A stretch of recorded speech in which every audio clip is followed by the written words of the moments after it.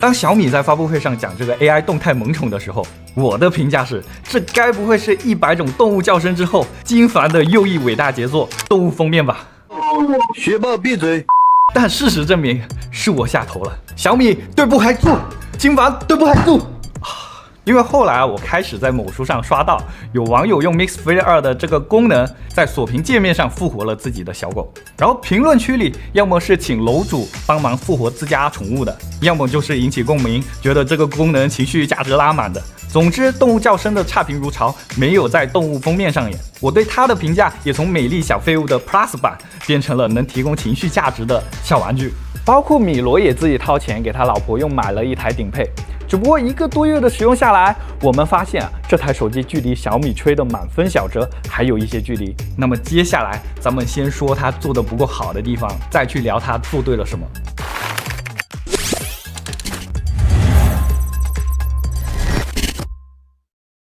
OK， 咱们直入主题来讲讲缺点。首先，我觉得对现阶段的小米手机来说，最大的敌人永远都是 HyperOS。用一句话来总结现在的 HyperOS， 就是我增贴了一些新功能的同时，又给你加了一点小 bug， 这样你才知道你用的是澎湃 OS。比如 Mix Flip 2这次外屏适配的应用数量增加了，并且外屏也能调出后台任务窗口了，这可以说是件大好事。但是与此同时，你也会发现，在外屏打开应用后，到内屏去调出任务窗口，会出现应用界面适配出错的情况啊！我是有点搞不懂，为什么澎湃 OS 总能在一些奇怪的地方出错。然后外屏的应用适配情况是这样的。第一方应用依旧没有全部适配，像是笔记这个 app 就没法添加到外屏，电话界面依旧没法直接查看通讯录，但是可以搜索联系人。咋说呢？我觉得最好还是得把通讯录也做到外屏的电话 app 界面里吧，因为对于联系人数量比较多的用户来说，可能会一时记不起来自己都有谁的电话。而第三方的适配属于2级分化的情况，有像网易云这种专门对外屏界面进行定制，做成纯播放器界面的，但更多的应用适配还是简单粗暴的页面缩小。前者的问题在于你没法100%的在外屏使用 app 的功能，像是网易云这种，你只能进行播放、暂停、切割、点赞、查看歌词等操作。而后者的问题则在于页面缩小后，文字的可阅读性较差，眼睛还好使的年轻人可能还能接受，但对于我这种数码中灯来说，是真的没法用这块外屏去长时间的看视频或者阅读。除了系统适配之外，我觉得小米的线下售后也是一大槽点。是这样的，在体验 Mix Flip 2的时候，我的同事跟我说，他的老婆之前买了小米的 Mix Flip 1代，在内屏膜刮花了之后，想要到线下的小米之家更换贴膜，但是问遍了杭州市区的门店，都说 Flip 小折叠的内屏膜没法现场更换，只能房产寄修。就因为这，我同事直接给他老婆换机了，不用小米了。小米白白损失了一名既有钱还愿意尝鲜的小折叠用户。而在7月7日的时候，我看到小米发布了 Mix Flip 2答网友问，里面提到了用户到线下售后网点就可以更换内屏保护膜，并且购买首年质保期内提供2次免费贴膜服务。看起来小米是真打算做好小折叠的线下服务于是当天下午我就咨询了杭州比较大的一家小米之家，结果嘛，喂，你好，你们那里可以更换小米 Mix Flip 2的内屏贴膜吗？那个内屏膜都贴不了，先生，你得去厂家。那杭州有哪个点是可以换贴膜的？线下门店应该都贴不了，只能房厂。OK。而且根据门店员工的说法，他们这家门店是有小折叠维修权限的。如果连他们都贴不了内屏膜的话，其他没有维修权限的门店就更贴不了了。不是，合着小米这答网友问之前，压根没把服务项目在线下铺开啊！而且从1代到2代，这差不多1年时间了，小米也还是没把换内屏膜这件事给落实到位。我觉得是真的有些不应该。这里为了避免有些人说我是尬黑小米的线下售后，以及验证一下其他厂商的线下门店是否能够更换内屏膜我就随便打了个电话，问了一家华为的授权服务中心，结果人家的答复非常干脆喂，你好，你们那里可以更换 Pura X 的内屏贴膜吗？可以的，过几天你来之前再打电话确认一下有没有膜，好吧？好的，是内屏贴膜哦。是的，是的。这么一对比，我只能说小米的线下售后真的得好好学学华为了。现在雷总造车不是造得风生水起吗？那作为线下卖车的重要阵地我是真觉得雷总有必要借此机会好好的升级一下线下门店的售后服务体系了。毕竟售后也是高端的一部分嘛。像相比起前面这些我可以痛快输出的槽点，拍照是我觉得比较难评的部分。首先是这个镜头配置 ，Mix Flip 2从一代的主摄加浮动长焦的组合，改成了超广角加主摄的组合。由此带来的问题是，你用它拍什么都会非常广，就很不好构图。不过你也很难说这是一个槽点，因为今年 Flip 2的拍照思路完全变了，小米就没把这两颗镜头当作后置来看，而是把它们设计成了前置，是拿来在外屏上进行自拍的前置摄像头。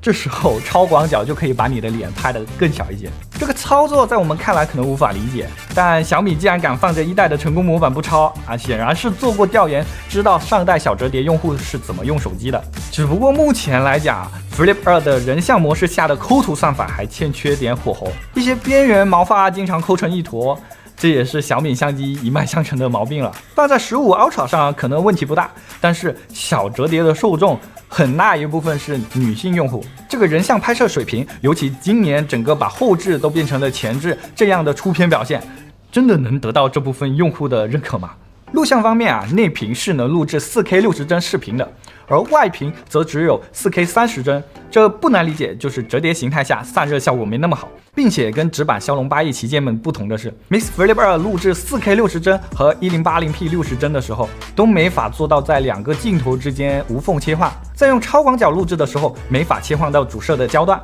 而用1倍主摄录制的时候，也没法切换到超广角。只有在30帧的状态下，两个镜头才能无缝切换。这应该不是硬件性能导致的阉割啊！我初步怀疑是相机组的这个需求被系统组的功耗目标给否了。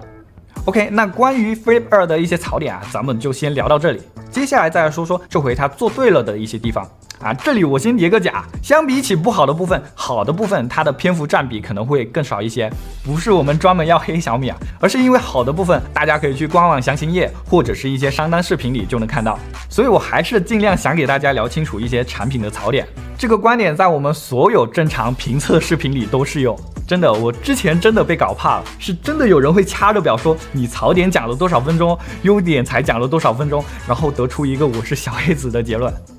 好吧，稍微有点扯远了，咱们继续啊。首先是外观，一代的外屏是4曲面设计，这就导致它在展开后，外屏和后盖的衔接处会存在一条凹进去的接缝，平整性不是很好。那到了2代这里，4曲面变成了3微曲，外屏和后盖的衔接也更加平整。从一体性来说，这代是做得更好的。而从颜值来说，我手里头这台用了棋盘格纹的格子金配色，确实有点奢侈品包包那味了。另外，它的边框也从过去的亮面变成了磨砂，质感提升的同时，也更加不容易沾染指纹，这点好评。按键部分，一代的音量键用手指晃动会有小米祖传的松垮问题，而2代的按键则是变得更紧和更精致。在铰链结构上 ，Flip 2是升级了全新的小米龙骨转轴，折痕效果确实要比一代有所改善，但是你要说完全不可见，那也不现实。而且相比起折痕，我觉得这回铰链处的触控平整性是更值得吹的点。仅对于我个人来说哈，我能接受折叠屏折痕在视觉上的存在，但是折痕处那种触感，我是真的有点难适应。该怎么形容那种手指划过那一道道沟沟坎坎的感觉呢？这就跟你在平整的路面上骑车开车，然后突然给你来几道减速带的感觉有点类似，主打一个颠簸。配置方面，处理器吃上了骁龙8至尊版，受限于折叠屏的散热性能，这颗 U 也难以发挥出全部实力。所以你们也别想拿着它玩原神之类的重负载游戏了，非要玩的话就得忍受一下掉帧和发热。不过玩王者荣耀之类的话，那倒是还行。电池从之前的4780毫安时升级到了5165毫安时，并且增加了50瓦的无线充电。但要注意的是，Flip 2的无线充还挺挑设备的，由于它的无线充电线圈在比较靠下的位置，所以立式无线充电器需要在底部垫些东西，才有办法让它充上电。卧室无线充的话倒是还好，怎么都有办法充上。前面这些属于是我们这些数码宝贝会关注的参数，接下来咱们再来说说 Flip 2的受众会比较在意的点，也就是能够给他们带来情绪价值的东西。比如咱们开头讲到的这个 AI 动态萌宠，我觉得它体验比较好的地方在于，无论你养的宠物是冷门还是邪门，它都能在大部分情况下做到准确识别啊。比如我们广东省的神宠小强，再比如我养的无毛小猫咪，甚至它连宠物身上的穿戴都能给你还原出来。不过体验下来，我也发现一些问题，有些时候你用这个功能会需要排队啊，咱就是说，用的人真有这么多吗？有些过于冷门的宠物啊，比如鸭嘴兽，它有可能识别出错，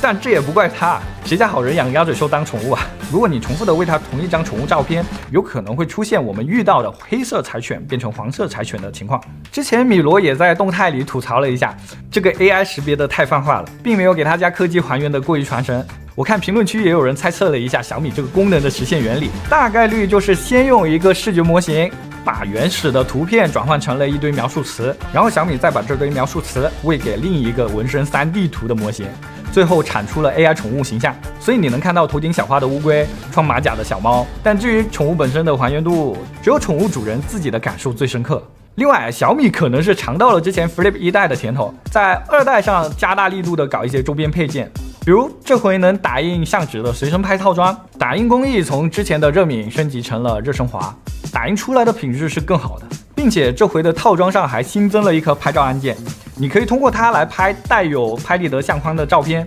主打一个仪式感。不过有个问题是，手机在套了壳之后就没法直接跟随身拍套装合体了。小米的设计师之前居然没把这个因素给考虑进去，我觉得是有点难崩的。给没用过折叠屏的小伙伴讲一下这是为什么。折叠屏的保护壳里面是有胶的，保护壳不是卡在手机上的，是粘在手机上的。一旦粘上了之后，想要拆下来就比较费劲了。男生还好，但是女生自己拆，有概率把刚做好的指甲搞断。当时米罗兴冲冲给他老婆买完折叠屏之后，就想顺路去买个打印机组成完全体，也算他机灵，先跟店员说拿个样品试用一下，然后直接原路劝退了。我觉得这个真挺难崩的啊，因为本身小折叠用户他带着壳使用的场景其实就比较高，因为毕竟修一次屏不便宜嘛。那之前我给我老婆我们买那个 OPPO Find N3，然后1年半的时间摔坏了4次，我们光是换屏的这个价格就够买一个新手机了。所以现在我们在买完新折叠屏之后，肯定是要带着壳去用的。结果好嘛，就这么一个要和带着胶粘壳的折叠屏去打配合的，然后主打这么拍立得的一个替代物的这么一个配件，它居然没有在插入结构上做这个保护壳的这个限位的这个机构的设计。两个产品它单独挑出来都还挺好的，但就是组合的时候被不知道哪儿来的无情的大手给卡了一下脖子。我真觉得小米内部应该查一查，到底是哪个该打配合的环节没打好，出了这个问题。其他配件像什么里头内置补装件、留香片的手机壳，还有各种时尚挂链，这些都属于是小米想要吸引女性用户的卖点，没有太多好讲的。好了，聊到最后啊，说说我对于小折的一些看法。我觉得发展到今天，小折就像是一座围城，城里的人已经新鲜感过了，想要出来，而那些还没体验过的、图新鲜的，想要到城里去。这种来去之间，最终的结局可能就是一小部分人的圈地自萌，小折成了彻彻底底的小众圈产物。虽然现在也不是很大众就是了。而小米 Flip 1代之所以卖的还行，甚至让小米停下了大折 all in 小折，我觉得最主要的原因还是在于它出现的时机特别对。虽然小米是华米 OV 里面最晚出小折的，但 Flip 1代出的时候刚好撞上了 OV 停掉小折以及苏七爆火，改变了小米这个品牌在女性用户群体里的刻板印象。这么一来二去，就给 Flip 1创造出了机会。用雷军的话来说，就是一头猪在风口，只要风大，它就能飞起来。当然啊，还有一部分原因是跟拍立得套装卖爆有关。就年初的时候，米家的口袋照片打印机还是一货难求。当时我花了589块钱买了米家照片打印机 ES 加相纸的套装，一看现在的价格，我成了纯纯一小丑。再来看今年的 Flip 2，属于是趁热打铁，继续沿用了之前 Flip 1代的套路，用硬件堆料来证明小折不是纯纯的美丽小废物，同时又通过 AI 萌宠、随身拍套装这些东西来体现它的情绪价值。至于它能不能再像之前1代那样卖爆，这个问题我觉得还真不好说。咱们就走着瞧吧。好了，本期视频到这就正式结束了。这里是差评意见部，我是正在努力学习普通话的果条，咱们下期再见，拜拜。